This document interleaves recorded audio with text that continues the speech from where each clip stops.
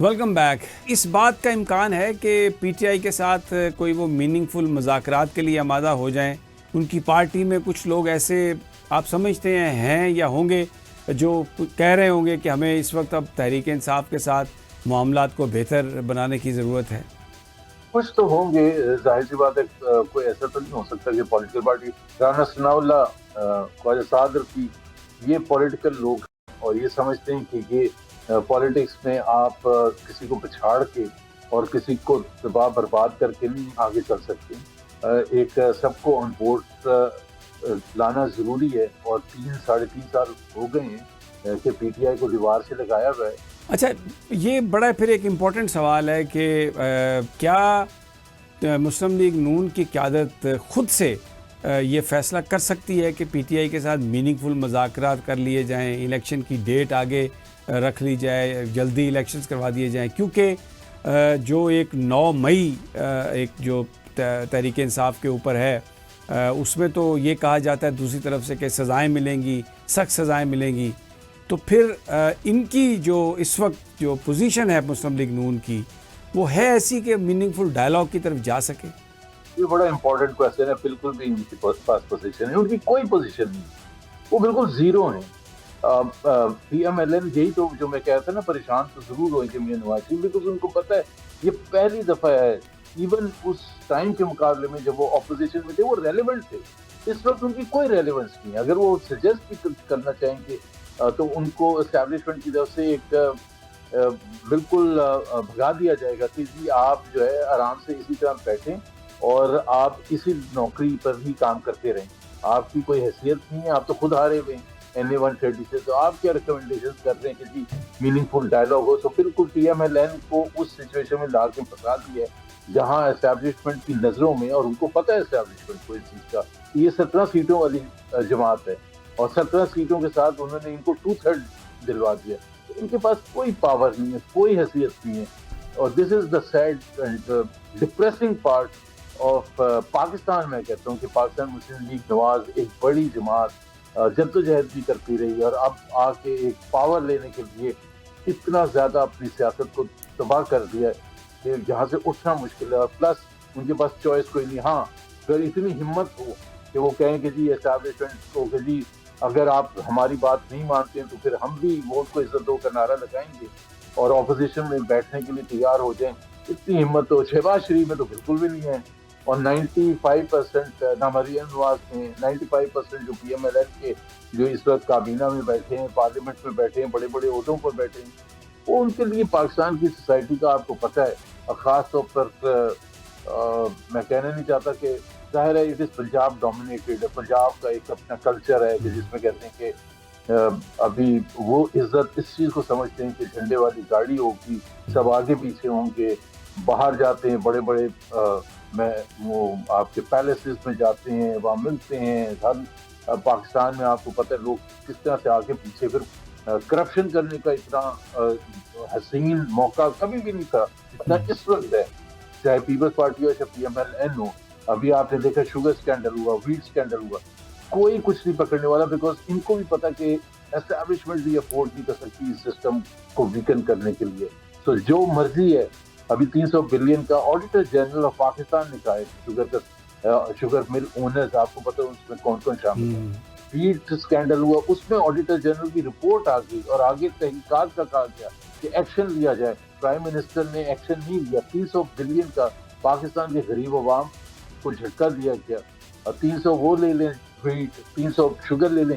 یہ تو اس لیے سامنے آ گئی، ان کی قیمتیں ہم میرے آپ کے اور عام پاکستانی کے سامنے آتی ہیں. بہت سی تو ڈیلز ہو رہی ہیں جس کا مجھے اور آپ کو پتہ ہی نہیں ہے، اور ان کو ظاہر سی بات ہے ٹیلی ویژن اور فریڈم آف اسپیچ بھی ایسی نہیں ہے کہ وہ اس کو برے طریقے سے ایکسپوز کر سکیں.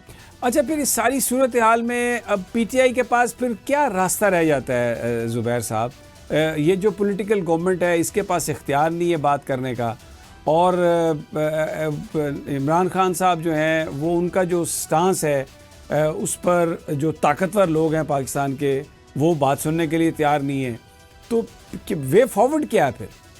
عمران خان کا کیا سٹانس ہے؟ عمران خان کا سمپل سا سٹانس ہے کہ پاکستان کو آئین کے حساب سے چلایا جائے، 77 کے آئین کے حساب سے چلایا جائے. وہی جس کا ویژن قائد اعظم نے کیا تھا، کوئی تو نہیں ہے کہ جس میں انڈیپینڈنس اور جوڈیشری ہو، جس میں عوام کی مینڈیٹ کو ایکسیپٹ کیا جائے، جس میں فریڈم آف اسپیچ ہونا چاہیے، جس میں free fair and transparent election commission ہونا چاہیے، جس میں آپ سویلین بالادستی ہونی چاہیے، جس میں ایک کمرے میں بیٹھ کے فیصلے نہیں ہونے چاہیے. لیکن یہ جو کھچڑی ہے، میرا تو سمیع صاحب بالکل سمپل سا پوائنٹ ہے کہ ابھی کچھ بزنس مین آرمی چیف سے ملے تھے اور انہوں نے گوہر اعجاز صاحب سے بھی کہا کہ جی آرمی چیف نے ان کی تمام جتنے مشکلات تھیں اس کو ایکسیپٹ بھی کیا، انڈرسٹینڈ بھی کیا اور حل بھی کیا.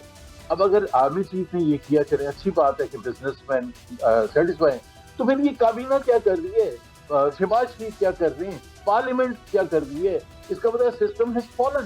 تو میں اور آپ کیوں ان کے لیے اپنی جیبوں سے بھر بھر کے پیسے دیں تاکہ یہ جھنڈے والی گاڑیوں میں اور پرکس اینڈ پریویلیجز کے ساتھ چلیں؟ اگر جوڈیشری نے فیصلے خود نہیں کرنے تو پھر ہمیں یہ جوڈیشری نہیں چاہیے، یہ چیف جسٹس آف پاکستان نہیں چاہیے.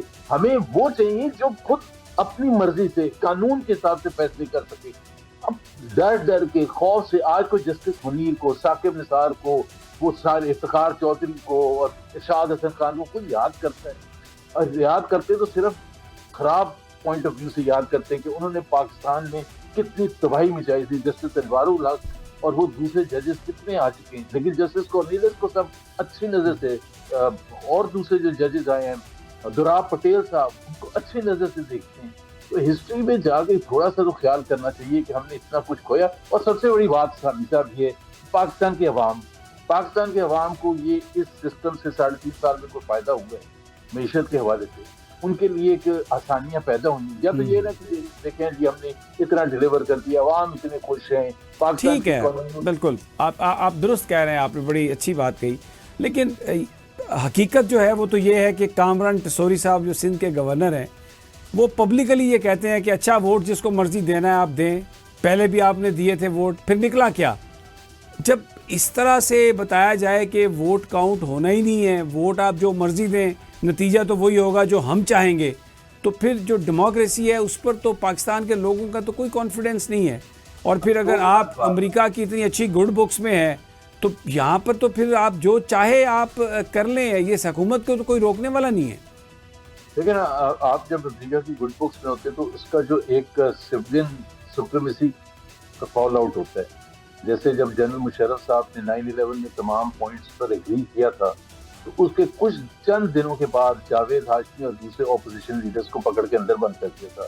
تو ان کو سمجھ نہیں آئی تھی کہ بھائی ہمارے ساتھ ہمیں کی کیا ہے، کیونکہ پھر ان کو امریکہ کی آشیرواد دی جاتی ہے کہ بھائی ہیومن رائٹس وغیرہ پر نہیں ہمیں ٹوکا کر، پھر ہمیں ڈیل کرنے تھے، پھر ہمارے جو مفادات ہیں آپ کے اور ہمارے، وہ پھر ہمیں اپنے طریقے سے ڈیلیور کرنے دیے جائیں. یہ اگر چک آپ ہمیں ان کے اوپر کریک ڈاؤن نہیں کرنے دیں گے تو پھر ہمارے لیے مشکل ہو جائے گا ڈیلیور کرنا. اور یہ اسی وجہ سے یہ جو کریک ڈاؤن میں اضافہ ہوا ہے، جو 10 سال کی سزائیں ہوئی ہیں اور یہ سب کچھ ہوا ہے، تو وہ آپ پتہ نہیں آپ نے پڑھا یا نہیں پڑھا، وہ آج وہ ججمنٹ آئی ہے جو May 9 کے حوالے سے، جس جج نے بھی لکھی ہے. مطلب میں تو کہتا ہوں ان کو کون سا تمغہ دینا چاہیے، کیا کرنا چاہیے.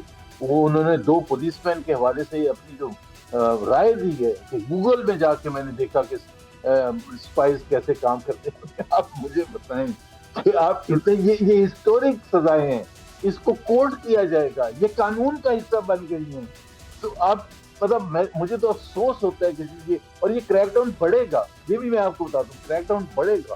اب وہ سمجھتے ہیں کہ P T I us stage پر ہے کہ یہ لاسٹ کریک ڈاؤن کریں گے تو پی ٹی آئی کی لیڈرشپ بالکل ہمت ہار کے گھر بیٹھ جائے گی، یا جیلوں میں چلی جائے گی یا گھر بیٹھ جائے گی.